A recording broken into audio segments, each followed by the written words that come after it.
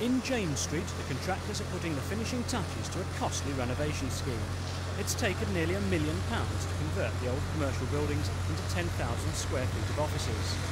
But if some of County Hall's Labour politicians have their way, those offices may now be changed back again into homes.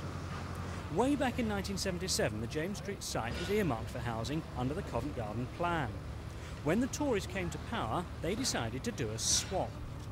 This is nearby Matthews Yard. Originally intended for offices, the Tories felt that being quiet, it would be better for housing. The Tories decided that the offices planned for here should be moved to James Street, and the James Street houses should be constructed on this site. But political control has now changed, and in line with their homes not offices policy, Labour would like to scrap the James Street conversions in favour of 20 flats. The Conservatives are livid.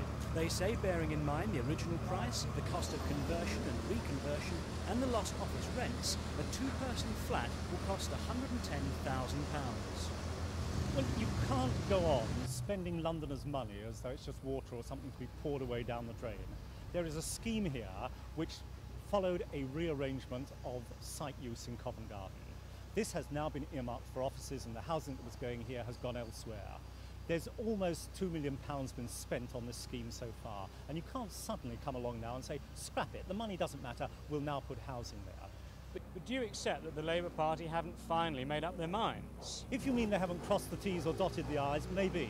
But when we put it to them at a committee meeting recently, drop the scheme now because all the figures indicate that this is lunacy, they point blank refuse to drop the scheme.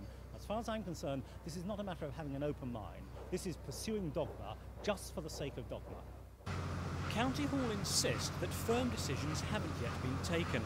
Housing Chairman Gladys Dimpson says she will take any chance to introduce homes into central London, but stresses in the case of James Street she wants to see a feasibility study first.